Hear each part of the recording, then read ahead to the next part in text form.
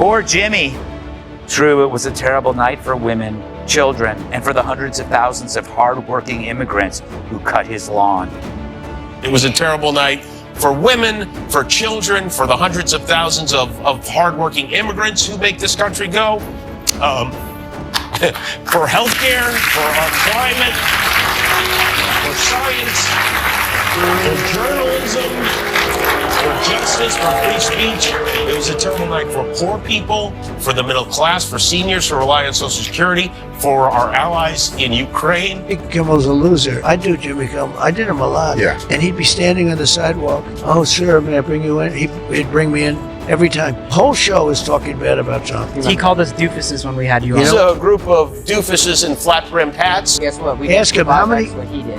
Ask him. Yeah, you do bigger. Yeah. Yeah. His show's dying. Jimmy Kimmel just got blindsided with a $500 million nonsensical lawsuit from Donald Trump. And Greg Gutfeld is turning the courtroom chaos into comedy gold. In a scathing roast that leaves no ego unbruised, Gutfeld dismantles Kimmel's smug, late-night persona with razor-sharp wit and brutal irony. It's not just a takedown, it's a televised reckoning. If you thought Kimmel was untouchable, think again. This isn't just satire. It's Gutfeld delivering the most satisfying roast Hollywood never saw coming. It's incredibly brave to take this stance after you've made $400 million not being woke, right? Loving Donald Trump, exploiting the mentally ill, wearing blackface. Look at the crop of woke comics, whether it's Stern or Jimmy Kimmel, his BFF, Sarah Silverman, Joy Behar, Michael Ian Black. What do they all have in common? They wore blackface. And then For the Academy Awards, I said how he's the worst host in the history of the Academy Awards. And this stupid guy goes up, and just before the Best Picture of the Year, the show is almost over. They're waiting for the Best Picture of the Year.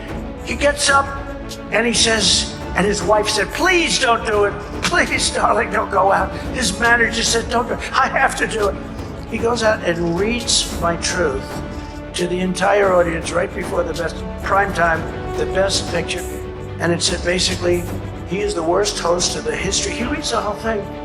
And then I think he said something like, ha ha ha, he thinks he bothers me, or some crap like that.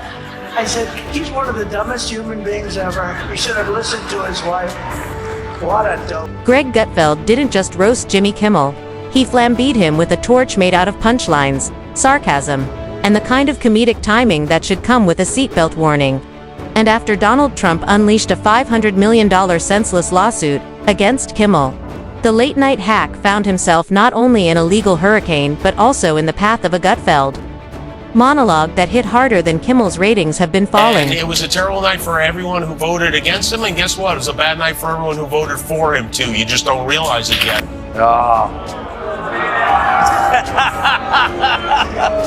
You know what? If I ever cry on TV, it'll be because Maroon 5 put out a new song. The show opened like a firecracker. Gutfeld strolled in, smirking like a guy who knew Christmas came early.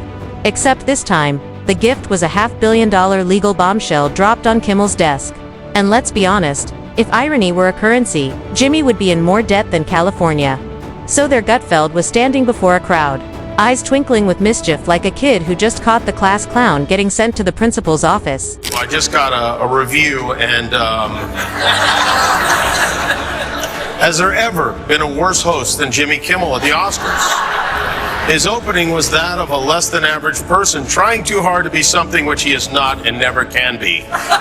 Get rid of Kimmel and perhaps replace him with another washed up but cheap ABC talent, George Slopanopoulos. Except in this case, the class clown was Jimmy Kimmel, and the principal was a judge holding a $500 million invoice. You could practically hear the glee in Gutfeld's voice as he peeled into the moment. He painted Jimmy as a man who spent years playing armchair psychologist, amateur moralist, and discount comedian rolled into one. The killer phrase was at the end when Kimmel said, "You just don't realize it." Because you see, he's smarter than you, and he needs you to know that. And his ego can't bear that there's someone out there more famous and more influential than him. I got news for you, Kimmel. The last time you mattered, Bruce Jenner still had a penis. A man who somehow thinks he's fighting for truth while hiding behind cards. Written by interns who still believe TikTok is news. Gutfeld didn't just pull back the curtain, he torched it. He dove straight into Kimmel's identity crisis. Once, a mildly funny guy in a suit, now a bitter spokesperson for the Church of Sanctimonious late-night lectures. And now, with Trump dropping a $500 million nonsensical lawsuit, Kimmel's carefully crafted persona as comedian's moral compass had the stability of a paper straw in a hurricane. Jimmy's career peaked with busty girls on trampolines. Now the only boob we see is him. He once co-hosted The Man Show. Now he's sobbing like he just watched Steel Magnolias 3 days into his menstrual cycle. Here's another morose multimillionaire. Hey there.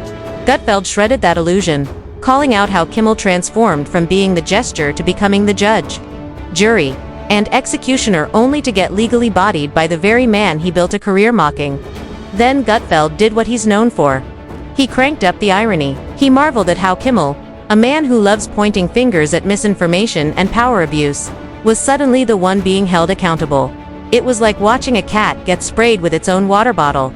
The guy who turned late-night TV into a therapy session for liberal guilt was now learning that accountability is a two-way street. And Jimmy forgot to fasten his seatbelt. Gutfeld riffed on how they cheered Kimmel on like he was storming Normandy with cards instead of bullets. Now, that same late-night war hero was in a courtroom explaining how weaponized comedy has consequences. I wonder who he thinks the people at fault are. The people at fault are Chuck Schumer, Nancy Pelosi, Jill Biden, Joe Biden, Kamala Harris, every elected member of Congress. The Democratic Party let that disaster happen. That is not a media failure. That is a Democratic Party failure. And only right-wing manufactured outrage who claims the media and the Democratic Party work as one have fused it into this. Oh, I have a few names to add. CNN, MSNBC, CBS, the town crier. Gutfeld even took a shot at Kimmel's audience. Not the ones tuning in for the laughs, but the self-congratulatory clapping seals who cheered anything remotely anti-Trump. He called them a support group for smugness, gathered nightly to watch a guy in a suit affirm their Twitter feed beliefs. Now, with Kimmel facing a lawsuit, that same crowd was nervously checking their phones for updates, wondering if their nightly affirmation machine was about to crash. Then Gutfeld couldn't resist turning Kimmel's past against him. He poked at Jimmy's Man Show days like a butcher sharpening his knives, reminding everyone that the man now preaching morality once thought bikini contests were primetime material. Gutfeld painted a hilarious picture of Kimmel's panic behind the scenes, imagining him scrambling through legal documents, calling lawyers with quinoa in his mouth, wondering if sarcasm was a valid defense, and maybe Googling whether crying on TV could get him off the hook. They're wrecks because they believe the media. And yet, we're fine because we weren't brainwashed. We know the media's job is to lie, to create anxiety out of proportion to the actual threat or no threat at all. Journalists really only need to give you one tip to manage stress, and that's stop paying attention to journalists. The audience roared because watching a sanctimonious celebrity fall is comedy that writes itself. Gutfeld just made it sing. Then he took the narrative forward, imagining Kimmel's courtroom appearance. There he was, standing in front of a judge, not behind a desk, not protected by applause or Twitter bots, but exposed like an old rerun no one asked for. Greg mused about whether Kimmel would try to crack a joke or two, only to realize courtrooms don't come with laugh tracks, because when you strip away the cameras and clapping, all that's left is a man who thought he was untouchable until Trump swung back with a $500 million sledgehammer. Gutfeld grinned as he predicted the media spin, likening it to a soap opera, where every plot twist somehow becomes Trump's fault even if it's Kimmel tripping over his own punchlines. Feel watching Kimmel cry.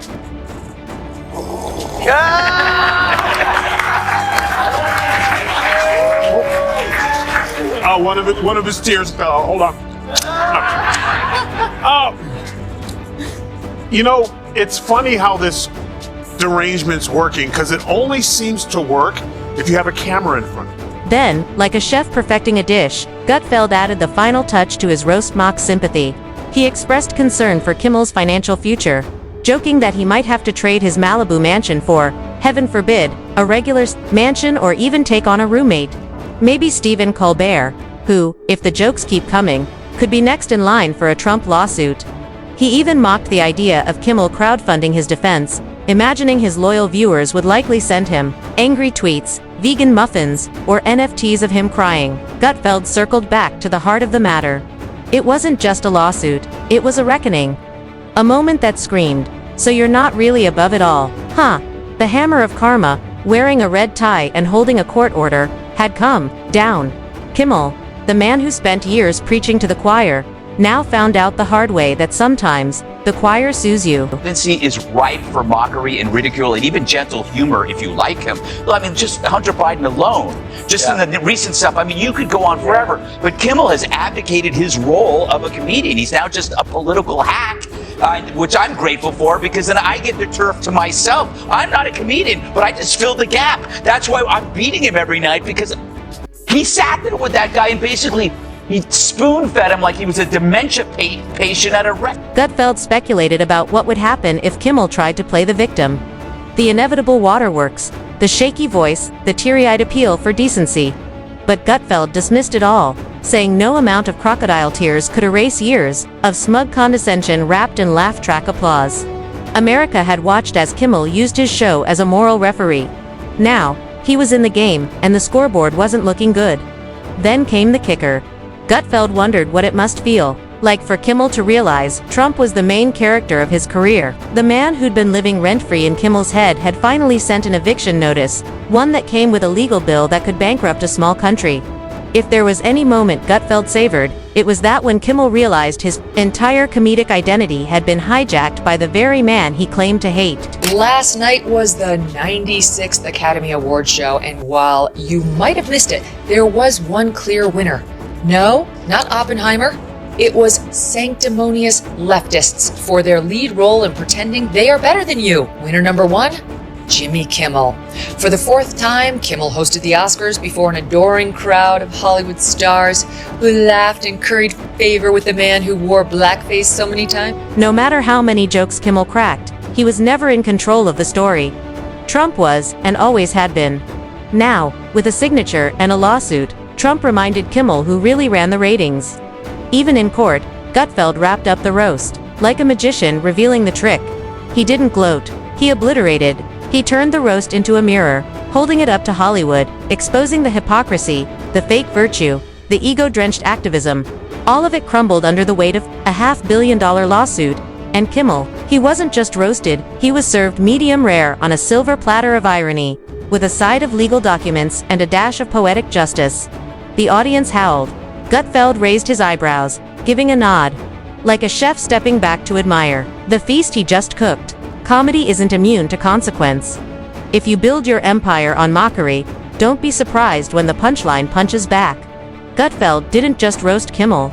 He buried him in a legal punchline that America couldn't stop laughing at. I don't want to suggest that Kimmel's show has become boring and predictable, but last night during the taping, people in the studio audience were changing the channel. And that's your 7 jokes. And somewhere in a quiet Malibu living room filled with anxiety and lavender candles, Jimmy Kimmel was probably rehearsing his next monologue. Not in front of a mirror, but maybe in front of a lawyer. For Kimmel, this wasn't just a lawsuit, it was a soul check. A public slap that shakes you out of your delusion and makes you question how many bad jokes it took to get here. Gutfeld leaned into this idea like a man savoring every awkward, poetic moment. He imagined Kimmel, alone, scrolling through his monologues, realizing that maybe he confused applause with relevance and moral posturing with substance. Gutfeld took it a step further, picturing Kimmel's next show if it happens, an awkward attempt at humor. And just like that, Gutfeld stepped back, letting the moment linger. Because nothing cuts deeper than the truth delivered with a smirk. And when that smirk belongs to Gutfeld, you know the roast isn't over, it's just getting warmed up.